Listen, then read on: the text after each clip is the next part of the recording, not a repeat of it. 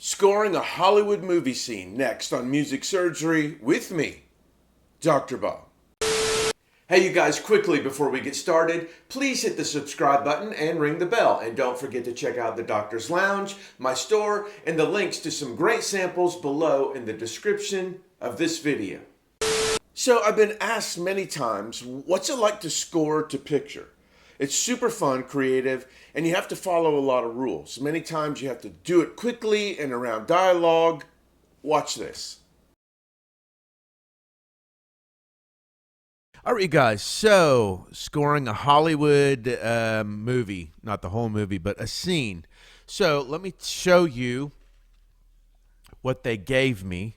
And what they gave me is a short scene, and it also has what they call temp music, which means it's something that they wanted to use but probably couldn't get them to come down on the sync license enough, so they're not going to use this, but they kind of want something in this flavor. So you'll hear that come in and out of the scene.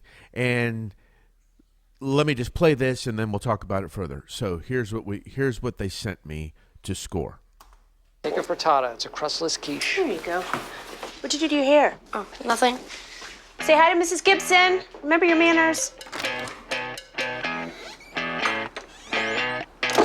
You're insecure, don't know what for. Hi, Becky. Heads when you walk Hey, Alexander. through the door. Don't need makeup to cover up. Being the way that you are is enough. Oh, are you okay? Yeah, I'm fine. So that's what they sent. So the first thing I look at in something like this is the style of music, the intent of the emotion of the style of the music, and kind of where the music started and where it ended. We've got we've got clear vision for all of that. So it's basically my job to come up with something that's a song-ish like that, the lyrics that kind of fit the scene, and the vibe, probably the tempo, and see what I get. So that's my blank slate. So what I did is I copied all the audio, what you heard, and I took out the bits of it that were the music, the temp music.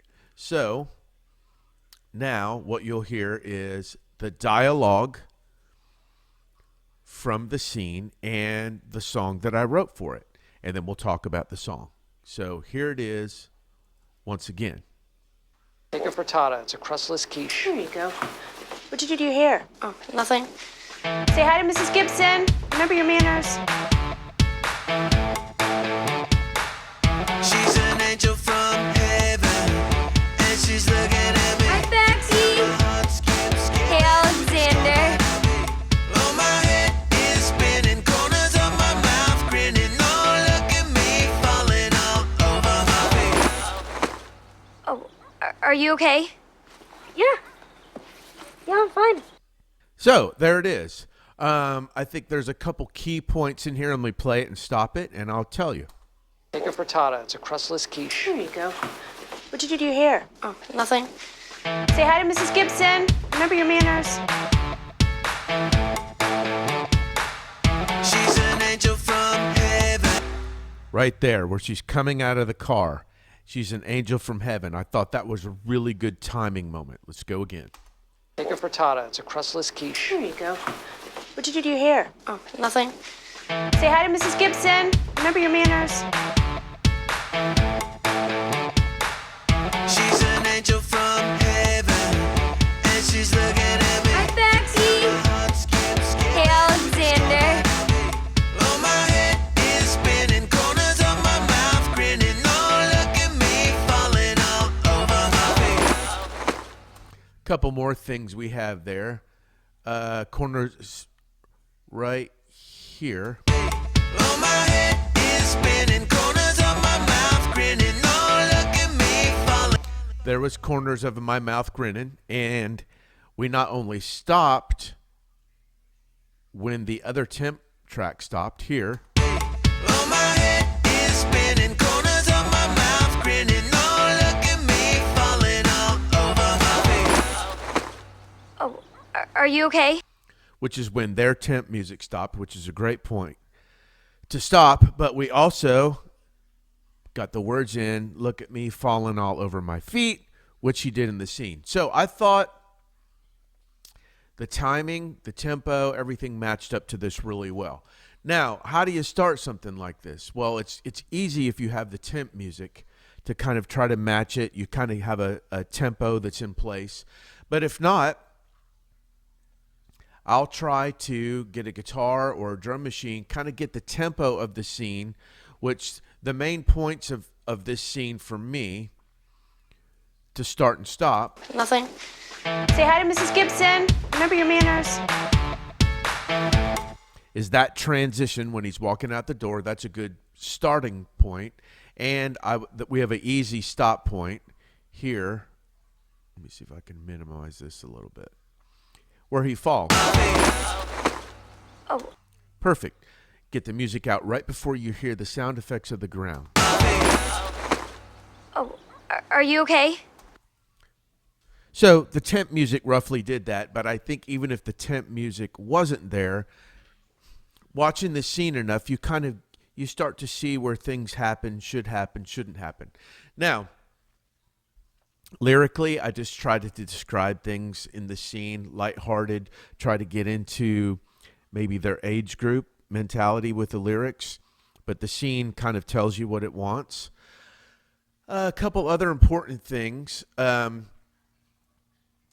that music is in the movie would have been much lower because dialogue always wins in the movie.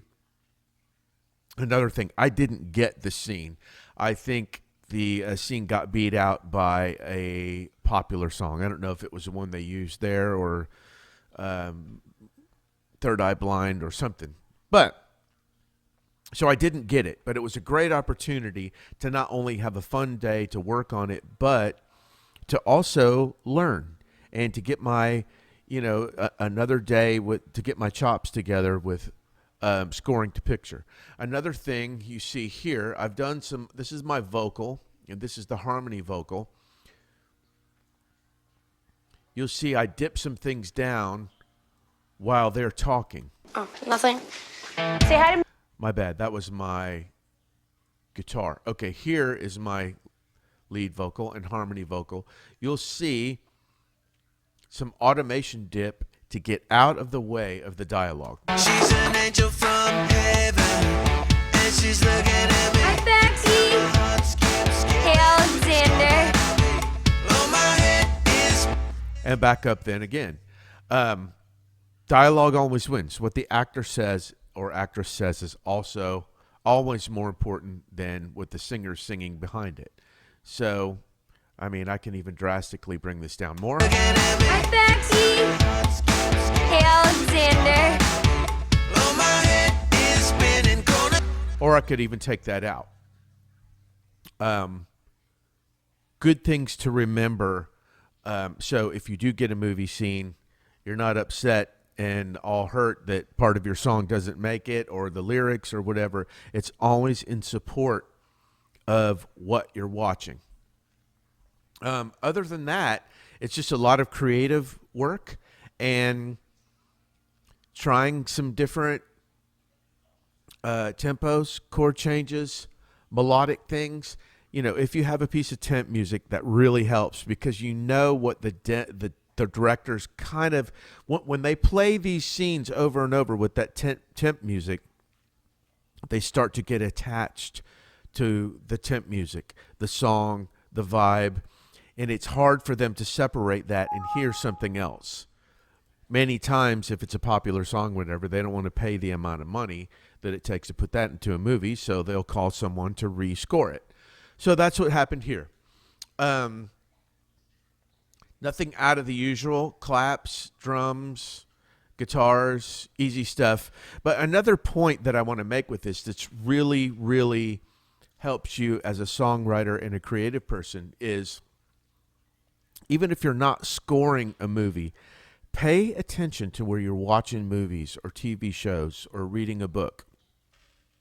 Because you can get a scene in any one of these types of media in your head and put yourself in that scene and get a great song out of it. Or I had my friend Van Stevenson wrote a song called "If That Was a Lie." And the song went, "If that was a lie, that was the sweetest lie that I have ever heard, every word." He stole that from a movie, Mr. Holland's Opus. They said in the movie, sorry, I don't know why that keeps happening. They said in the movie, the actor or the actress said to the other one, I think she said, "I love you," and he said, "I love you," and the other actor or actress replied, "If that was a lie, that's the sweetest lie I've ever heard." And immediately Van knew. Amazing. Would that be a killer song? It's actually by the band Black Hawk. I'm playing drums on it, so go check it out. It's called "If That Was a Lie." It was on their record, Love and Gravity. All that to say, keep your eyes open. Movies, TV, anything out there. Listen for phrases. Listen for storylines. Watch for storylines and see if there's something creative that you can take from that. It's a great way to get ideas for songs. It's like a free gift when you find one of these. Now, you don't have to take the very lines from the movies. You can just let that inspire your emotions and write something new. But anyway, that was a day in the life of scoring for Disney. I didn't get it. Many times you don't get it, and sometimes you do. But all in all, it's fun. It's super creative, and that's kind of how it goes. Well, there you go. That's usually how it goes, and it's always a fun time to try and fit music into the intended emotion of a movie scene. Thanks as always for watching. Give me some comment love and a thumbs up below, and hit me at drbobmusicsurgery@gmail.com if you want to say hello or you want me to work on your music. Take care of yourselves and each other, and I'll see you the next time the doctor's in.